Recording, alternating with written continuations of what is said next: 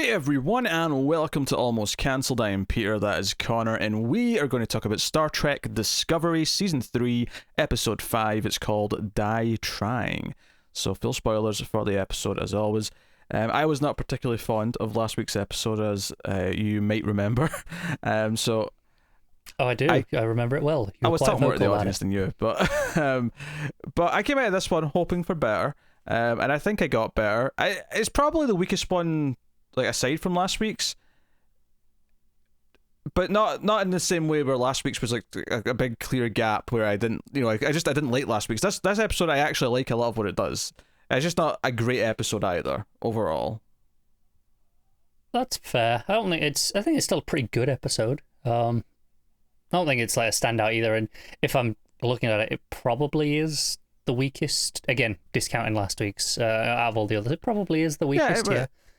But it's not like a huge. There's some good stuff off. in it. There's some good ideas. It's it's essentially them finding the now Federation hub, and where all the last Federation ships are all intermingling.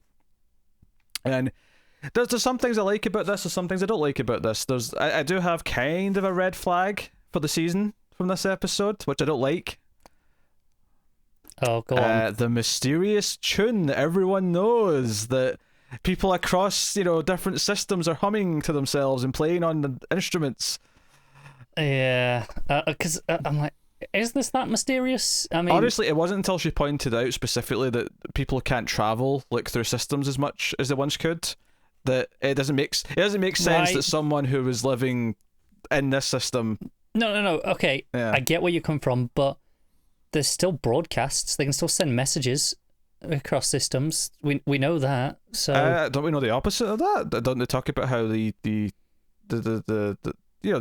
having trouble staying in contact with other planets that are in different systems?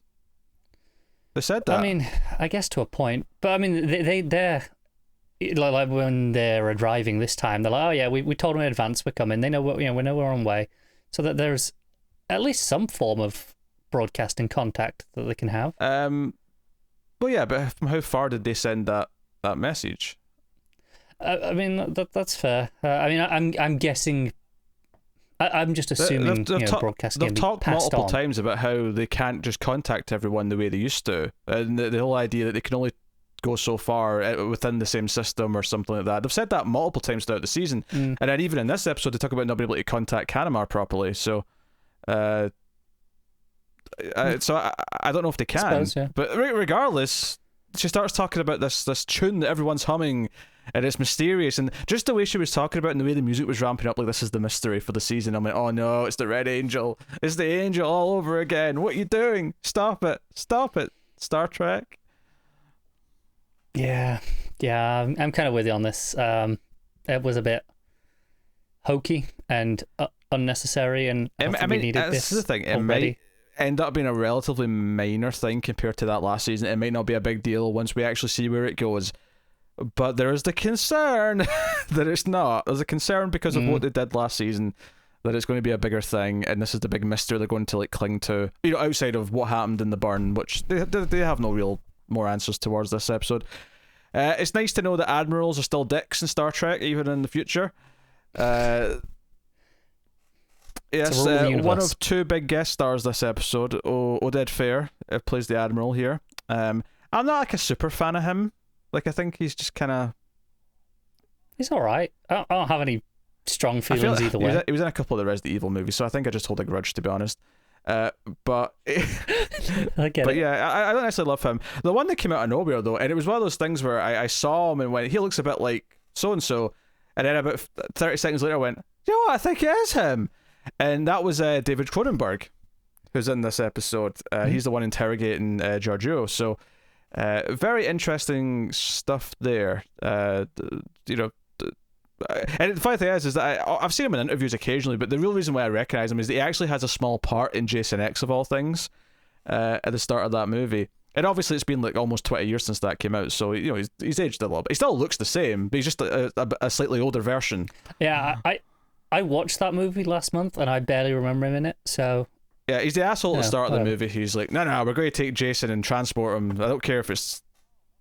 Yeah. Oh, okay, sure, yeah. Yeah, that's him. I remember that now. So he's. Oh, and if you don't know who David Cronenberg is, he's an acclaimed director. He directed the Fly remake. He directed The Brood. He directed Scanners and Shivers and Rabid and Videodrome. I think what this is basically they saw that The Mandalorian had Herzog, and they were like, "We need someone. We need a director to throw in a role." I went, yeah, "That'll do." That is not what happened. That is. I mean, I dare you to find evidence proving me wrong. There's a good chance that, because this was shot way in advance, there's a good chance this was shot before they even knew that Herzog was in Star Wars. So maybe we did know about him fairly early, admittedly. So I don't know. But it's possible. yeah. I admit. So things I like, things I don't like. I'm not sure I necessarily love this Federation kind of like base, as it were, whatever you want to call it. It feels a bit too big and like fancy to me, given that they're supposed to be like down and out and like not as big as they used to be and struggling for. I get where you're coming from, but this is everything. This is like 90% of everything they have. So in context, that's not actually no, I know, that much. but like, we're having these scenes of the ship arrive and they're in like this wonderland. It's like I don't know, in any sci-fi movie or fantasy movie where they're going to the big city for the first time and they're all they're bewildered by all the cool new technology and how everything's advanced since their day, and I'm like, this is just a bit like I almost wish it was worse than this. Like it was like, there's a few people with a ship and it's kind of grimy because they're barely hanging on, and yet it's cutting edge. They've got the most cutting edge AI. They've got the most cutting edge holograms. I get where you're coming from. I do, but like I say, I mean, contextually, this is still such a small fleet for what the Federation had. I preferred the one loyal guy who had nothing but a flag and a dream and one shitty outpost. I did than as I well. do this where no, there's actually still a chain of command. There's like a new fancy badge that's more circular with the symbol inside it, like that has its own holograms beaming out of it and whatever else. I'm not so sure I love just the visuals of this bustling Starfleet still kind of functioning when it seems to go against the mood that it was giving me beforehand. Yeah, I think I don't mind it because I'm assuming that they're kind of going to play with this in the sense of, hey, you're not like nothing. You've got resources, yet all you're doing is sitting and hiding here, and why aren't you out there helping, doing stuff? I see them kind of being called out on maybe. that. I did like. I love Saru's reaction to finding that his planet joined the Federation at some point in the last 1,000 years. That was kind of a genuine moment, and this actually leads to a complaint I have a little bit as well, with something else later on, because the reason why I think this works so well is because we had a whole episode with his backstory. We saw his planet, we saw his people and what they were like and how much they were not ready for Starfleet and the Federation. So this moment here when the guy just casually mentions that, we've not been able to, because he mentions Kamar and then he says, oh, but we've had trouble, contacting Federation planets beyond a certain point. And there's just this moment where Saru kind of like, wait, what, my planet's in the Federation? And it means a lot to him, and it means a lot to us because we saw his planet, we saw his experience, how he was different, and how he stuck out, and he had to fight to be separate and become part of Starfleet. So later on, when Nan kind of has almost the exact same plot beat where someone mentions that our planet's in the Federation, I kind of went, wait, this is diminishing return, stop it. Yeah, and I get why they wanted to do it in Nan for this episode, but it does. I did feel that as well. It kind of stuck out coming after the Saru one. It's like, and it's not even just that it's a repeat. It's also worse because unlike Saru, we never actually saw her planet or spent any significant time learning about it. To the point where I had to look up Barzan is her species. I didn't know that off the top of my head. No, I remembered her kind of being the only one that was around because of that was the whole thing with the breathing apparatus, right? And she was definitely a minority species in Starfleet, I guess. But she talks in this episode about how she never went back and saw her home planet after joining, which explains why we never had an episode for it. Yeah, I think it's the 1-2 punch of A, we already did it this episode, and 2, that was better. Even if we hadn't, even if it was a separate episode, Saru's was fundamentally going to hit more because we actually saw that world and we saw how difficult it was for him. So it meant more. So that was a really sweet little moment, I thought, for Saru. So that's good. Yeah, and they when they're doing the examination on him, they talk, hey, you've still got the signs of that gland that there was the whole process he went through in season 2, and it's like, yeah, we haven't seen that in Kelpians in like centuries. What's funny actually about a lot of the other stuff here that I'm going to sort of both like and dislike is that I'm not necessarily in love that this episode kind of revolves around the idea that this admiral wants to break up the Discovery crew and doesn't trust them. I don't necessarily dislike the concept of it, but I don't know if the execution is that like thrilling. I kind of get where you're coming from, because as Michael even points out at one point, it's like, hey, if we were in in your situation, we'd probably be making similar calls. So, and I'm kind of with her. Like, I get it logically. I think it's just frustrating the way it's presented and the way that certain characters don't like either say the right things or open their mouths in the right way. I don't know. But what I do, so I'm a little frustrated with the episode in that it feels almost like it's just doing the quick TV drama, which is going to resolve by the end of the episode. By the end of the episode, he's going to see the light and see that this crew should be with the Discovery ship because they're the only ones who know how to operate the fancy mushroom network and all the rest of it. They've got an ability that none of our ships do, and they know how to use it. They've been working on it for a while. So the whole so you've got the dickhead admiral and also his commander who comes aboard the ship for the little mission that they kind of have to go out and do to find a cure for this disease that's killing this species, and the planet itself doesn't have any this plant or any of the seeds because they're all been contaminated, but there is a Starfleet ship which had a science vessel that was storing samples of all these different things from all these different planets. So it's about going there. There's Barzan's family is on there, which is why Nan becomes a sort of pivotal part of the episode. It's about her sort of seeing her own species again, and it's a touching moment. So you've got this dickhead kind of commander who's questioning them at every point and whatever. But there is a benefit to this. There is something I like about this. I don't like her inclusion of herself or the kind of the forced antagonist approach they go with this. She's a bit over the top. What I do love about it though, and what I think is effective from it, is that when she makes a dig towards a Discovery, and it's not the only example of it in the episode, but this is the one I think it shows it the best. She makes a dig, they're on the bridge, they're getting ready to leave, and she calls it like a rust bucket or something like that, and there's a moment where every single member of the bridge crew, Tilly, Detmer, everyone, they all turn and sort of give each other the same look. And in a moment, it gave me more of a familial bond for this crew than I have ever had in this show. I agree, and I was noticing it in this episode. They're going out of their way to repeatedly mention the names of some of the other bridge crew. They haven't stuck with me yet, admittedly, but there's the one where Saru says, "All right, you have the comm." When the three of them are getting beamed off. There's just a few back and forths where it's making a point of just saying these names, and because that was a big problem in season 1, especially where we couldn't name a single one.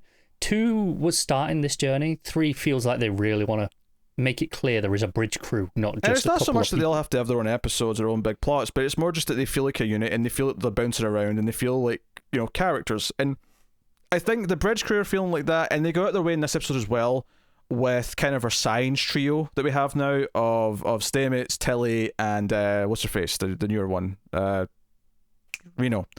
But their banter again, which was been entertaining in every example, but we get it again here where I think Reno cracks a joke at one point about stripping Stamets' personality or something like that, and there's just all this banter going back and forth, and the dickhead commander's kind of like, this is not very professional. It's like, well, this is how we work, and it's just, but it was kind of. It's like we've learned to live with the professionalism, and she's just. And like, it was almost no, like by showing me these more tropey TV kind of let's be honest, kind of two-dimensional characters, they were making me appreciate that they are putting a bit of effort into making this crew feel more like a family. Yeah, they are. And there was another moment I actually quite liked in a weird way that almost feels like I shouldn't have done, because it's kind of almost strange. It's when they've got the lieutenant on the bridge and they're gonna do the spore jump for the first time. And obviously to us, this is a pretty normal, everyday kind of, all right, we see this every episode sort of deal now. It's not special. But it treats it like it is, when Michael, because Saru's stayed behind, so she's kind of in command. She's like, right, black alert, and the musical swells up, does all the close-ups. And it treats it like a big moment because this character hasn't experienced it before. And just trying to impress on us as an audience how much this is, impressing this character. Because normally, you know, they could have just treated this like normal and we wouldn't have thought anything of it, because they say, you know, we do this all the time. But because they needed to show off how big a deal this type of travel is in the future, it went out of its way. I thought that was a pretty it's strong important touch. mechanically for showing why this ship and the crew staying with the ship is so important, because despite the fact that everything else on the ship is outdated by 1,000 years, this one feature actually makes it the most important ship in the entire Federation now, because it's the only one that can travel and jump around like this and get to place to place, beyond a short distance. So it makes it super important. So anyway, they go to this science vessel, this sort of archive vessel, and the family that was there is basically already dead, with the exception of the father, who it turns out was because you can't get into the archive room outside of teleportation. You have to beam into it, right? It's the security design. Just to keep it sanitary, I guess. It's a hygiene thing, so you can't let anything in or out. But the idea being that when this wave of something hit the ship, there was a lot of technobabble. It was it was an acronym. It was like CLM. When this wave of something hit the ship, he was actually mid beam, which is why he didn't die. So his family all died, but he. It was actually kind of funny because it kind of you could have almost done a whole episode about this. The idea that he kind of, in a way, became like a digital ghost, but it was kind of out of phase, in and out of phase, and I really like the effect. And I was like, man, you could do like a whole something that starts off like a horror episode, but it kind of turns out to be this, and there's points where it looks like it wants to play like that. It's when they first arrive on the ship and the plants are all growing everywhere. They're walking around, and the shot, as they walk off, the shot just lingers, and you just see the flickering of this person kind of moving through and walking. Yeah, my thought at that point, before we got to the rest of it, because I wasn't thinking ghost at that point, it was later on when they talked about how he's like beaming in and out and stuff, and I was like, oh, that's kind of ghost-like, just with that sort of digital effect. But at that moment you're talking about, I was thinking, oh, that's like the Predator camouflage, but with more of like a distortion rather than a ripple. That was my first thought as well. But yeah, ultimately they have to convince the dad, once they sort of fix his like out of phase qualities, they convince him to give the password, which turned out to be his daughter's names, so they can get these seeds, so they can let Culber do his thing and go and save this alien race that are dying. But it's like, well, we kind of have to force him to come with us because he's going to die if he doesn't get medical attention. And he refuses. He wants to just sort of stay here and die with his family. He has no interest in moving on. And this place is kind of important. It's got a lot of records of all these signs, aspects of Starfleet history. It's important to preserve this. And Nan makes the choice to stay here. That she's kind of done with her career. That's kind of over. She wants to serve her purpose in a new way. And then when she's relieved, when her her race's posting of looking after this place is done, she'll have completed it for them and can go back home and see her home world again. And I wasn't expecting this episode to turn out to be like at least for now, writing out a character. I wasn't seeing it going that way. It does make me like, I do wonder the conditions of this. I don't know if it's like the actor just needed to leave for whatever reason, or if this was just a creative choice where they said, you know what, we have nothing for this character to do, let's just give her a nice exit and call it a day. I think it's quite possible, just trimming the fat a little bit. Now that they're kind of like saying, they're going out of their way to feel like a bit of a crew rather than 3 or 4 members. And if they want to have time for other people, they're like, well, okay, we can't do everyone, so they want to cut a few down. And this is good because it means we won't be forced to remember her terrible line from the end of last season ever again. Yep, I was intentionally not saying it. Yeah, I intentionally looked up the name of her race because if I didn't, I was going to call them the Yum Yum people, and I thought, I best not. That's bad. Yeah, I mean, I remember her name well enough. Well, I don't know. I didn't remember it between seasons because I forgot most names between the seasons. Let's be honest, but so kind of hit and miss the episode overall in that sense. Of course, we're not quite done yet because we have to talk about Georgiou, who essentially tricks the holograms by blinking at them. What's interesting though is that much like the realization of the Kelplars and so on, is that there is some new history that she learns about of Terran, of her world's people, and by world I mean her universe's people, to be more accurate, I suppose. where there's not actually been a sighting of a Terran in over 500 years because the bridge between the two universes is getting longer, I guess.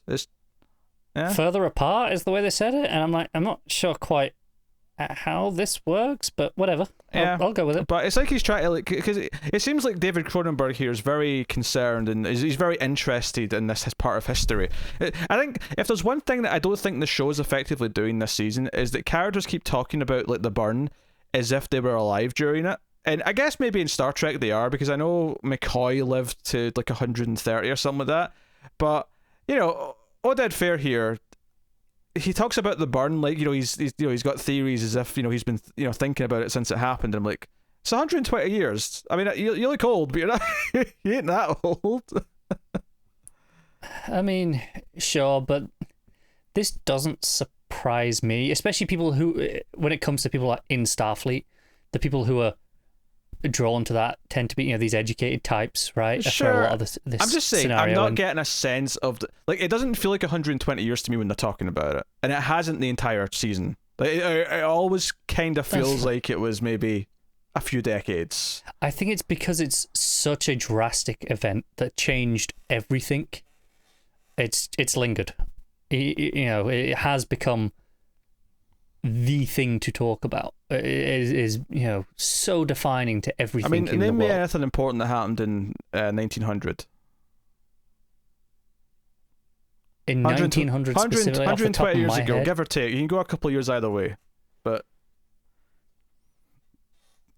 I mean, I can give you like 1848. That's way before. That's like 60 years before. No, okay, but sure. But I mean, off the top of my head, I mean, you're not that far off of. I mean, you know, give it another decade or so, you're in World War One, basically. Sure. So you've got all the precursor stuff to World War One, which there are many historians, lots of people still very interested in those events. Yeah, but I think that the problem is, it'd be one thing if it's just like, well, first of all, keep David Cronenberg out of this because he's talking about something that's over 500 years ago, so he's proper historian, right? Right? And if that's just him, that's fine. But it's not so much that, you know, this admiral knows these things. Okay, I'll buy that he knows his history. But at the same time, Book also seemed to have just as much knowledge about what happened 120 years ago. Sure, I don't think average people, if you ask them about the ins and outs of World War One, will have that much knowledge. Okay, that's fair. But again, in this circumstance, we're talking about something that changed just the very lifestyle of everyone and is still affecting it. It would be like us losing electricity.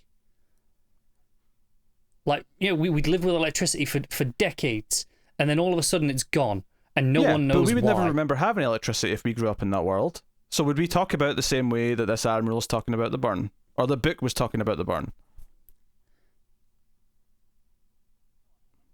Do you know what? Electricity might not have been... Do you know what? Okay. Electricity may not have been the best example. I'll tell you why. Because they still have all the technology that exists with it. Would be like there would be very limited electricity. Like, you could only use electricity for an hour a day. So you know all the potential, you know all the capabilities, you know all the things you're missing, but you can't access it. That would be that. So even if you'd never known it, you know, more than that, you know, if you'd never experienced more than that, you know there's more there, and you know, and it's that frustration of why but at that not. point, we're purely into hypotheticals, right? And all I'm saying, like, I mean, we're sitting here sort of debating, you know, why it isn't feel this way. I'm just saying that I don't get the vibe that it feels as old as it should do. It doesn't feel like it was 120 years ago when they talk about it. They keep saying that. They keep saying that Fair number, enough. but it never quite feels like it was that long ago to me. When it's just the vibe. I don't get the vibe of that. Fair enough. I mean, let's say for it's me, a minor it's been quibble, fine. but it's just something yeah. that there. I never feel like it actually has been that long whenever they're talking about it. So, you know, it is what it is. I mean, there's things I like in this, like the building of the crew. You know, I like a lot. Anyway, back to Giorgio. Back to Giorgio, because there's a weird thing where we kind of cut away. It's like she's finally been kind of like thrown off her like high horse a little bit. Yeah, and they tell her that the Empire fell. So, you know, everything, you know, they presumably know that from before the presumably. 500 years. But the point being is that she seems flummoxed. For the first time, maybe ever, in the show, to be honest, she looks a little taken aback, like she doesn't know how to respond. And it leads to a weird moment where Michael comes back at the end and she wants to talk to her about the stupid music. she's this mysterious now. Georgiou is kind of standing there like she's a robot, just sort of staring into space, and then eventually snaps out of it and just sort of like acts like nothing happened. And it's this kind of weird moment. Yeah, and I actually, this is where, you know, you talked about the music being your red flag for the season. This was the one that bothered me because this felt remarkably similar to what we had with Detmer over the last couple of episodes. You know, just, and again, Detmer, it's, maybe I'm reading too much into it because with Detmer, they're kind of clearly showing she's struggling. She's going through some PTSD. She has a few moments in this episode. It never even occurred to me to think about those two things linked. I guess just because with Georgiou, they left that where she was with David Cronenberg. I just assumed this was a result of whatever he ended up doing to her or whatever experience she went through with that we haven't seen yet, as opposed to the same thing that happened to Detmer has now happened to Georgiou. And you may very well likely be right, and you probably are, but it was just something in the back of my head. That probably more so even because of the way they're handling Detmer's side of this, where this episode itself, she has a little moment when she's like trying to pilot the ship, and they're like flying through the ion cloud or whatever to get to the archive vessel. Yeah, and she's struggling, she's freezing a little bit. But she pulls through it, and it's, you know, like, it's a nice enough moment. And this was another one of those moments of the familiarity of the ship. I think is Oo is the other woman who was over there, you know, kind of you know, giving her this reassurance. I'm not sure how to pronounce her last name, so Joanne's her first name, so let's just go with that for now until I catch it being said properly. But you know, just given the, you know, that reassurance again, that, you know, this connection, you know, it's all just starting to come together for the bridge as a whole, not just, like I say, it's not just Michael, Saru, and Georgiou now. Yeah, that's good. And there's a couple of little beats that I kind of like. Again, I'm not super into the Admiral, but a couple of moments where Michael kind of gives him some shit, I do kind of enjoy. And I appreciate also him kind of calling her out on it as well, being like, there is still like a chain of command here. Saru afterwards, like a couple of times, says, "Look, you can't just like, you know, go about it your way." But at one point, she even says, "If we can get a hold of that info, we can go do this and prove that we're worth like keeping around." It's like, what do you mean get our hands on? What do you mean? Like, you're still an officer of Starfleet, right? That's we can request it through the proper channels, and again, makes a lot of sense that Saru would take this. But she's ready to be an outlaw. She's ready to go and steal it and prove get forgiveness later. She's obviously that's kind of always been the case. She's always been it's a bit heightened because she's been a year without this, and she's been living this outlaw lifestyle. Yeah, it's playing it up a little bit. Yeah, that sure. stuff's all right, and I do think her moment towards the end, where the Admiral basically says, "Look, there's more theories as to what happened with the burning than we have ships in the Federation right now, and while it's important to get to the bottom of it, maybe someday there's actually more pressing concerns. There's stuff going on in the universe we have to deal with the Federation, with our allies, with whoever." And Michael basically says, "Of course, but challenge accepted." and it's just this sort of moment where like both Saru and the Admiral don't know how to take that like moment. It's almost like the Admiral's never even heard the phrase "challenge accepted." I imagine he hasn't. It's actually a very modern, like, present day phrase that almost feels a little out of place. I mean, not really. I mean, I buy that you can say it with a straight face. I guess I'm just too used to the meme of it now. The challenge accepted, like, you know, no matter what someone says, kind of thing. I think it's because it was popularized, I think, by like How I Met Your Mother. Is that what did it? Was a lot in that show. Yeah, one of the characters in that show did it a lot. So this is maybe not their fault, but it's the sort of thing where it comes across to me as a bit of a memey thing to say, and therefore it feels very modern day, and therefore it feels a bit out of place. It makes it feel a little bit dated, even though it's perfectly fine nomenclature. Yeah. Oh yeah, there's nothing, I mean, in terms of English, it's a fine phrase, and I'm sure it was used before, but now it's got this like meaning now. Beyond, the meaning's basically literally what it means anyway, but it's just got a bit more of an arrogant kind of like, it's a smirk. Yeah, it's basically, you know, come at me, bro, in another form. Kind of is, yeah. So, you know, there you go. I mean, there's a lot of things I like in this episode. I like how the Star Trek Discovery crew feel more like a crew. Like they actually have something, and when someone else insulted their ship, they all kind of felt like they were united, and And I like that side of it. And again, and just them all being horrified at being broken up and spread around amongst all these I did random like strangers. the idea that, you know, mentally, like we might actually not make, some people may actually end up committing suicide if they can't have the support system of the people they actually know. If they're all split up and like made to be on their own. They have no other families or anything. This is all they've got left. You can't take that away from them. This might be like extremely detrimental to their health. So, because they even bring up Detmer, and I kind of appreciated that the Admiral's like, hey, we've scanned all your crew, and you know, Detmer's like, you know, borderline in terms of her, you know, mental capabilities right now, and you know, Michael and Sarah's response like, well, yeah, but like, what gives her strength is being with the people she knows. So if she's going to get through it, it's going to be with us.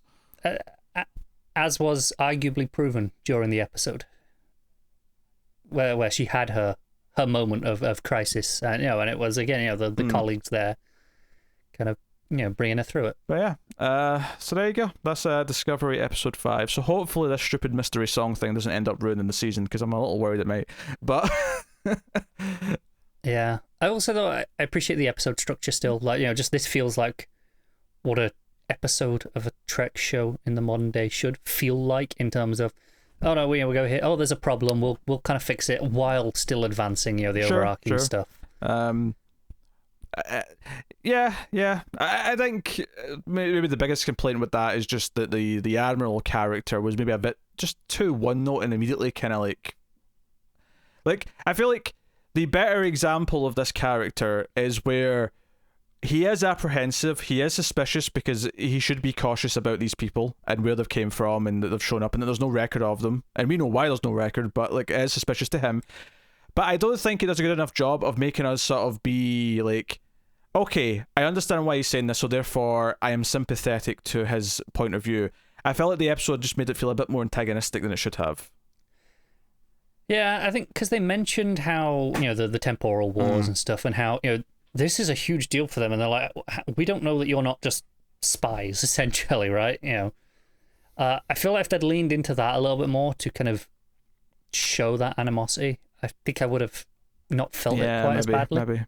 But hey, there you go. That is episode 5 of Discovery. So let us know what you thought of that one in the comments below. Please do like and subscribe. Liking is super important. It is the free way to show your support and keep all the content coming, and it helps us find new audience members. You can also, of course, support us financially over at patreon.com/MailFuzzTV for as little as $1 per month. $1 is more than we would make if you'd watched every ad and every video we put up in a month. So, you know, $1 is a lot. So go and have a look and see if you're interested in the bonus items and just, you know, supporting us in a different way. Otherwise, get us on Twitter at mail_fuzz for channel updates. But that is us. So thank you once again for watching and listening. We always appreciate it. Keep watching Star Trek. Keep watching TV. Have you got any vanilla?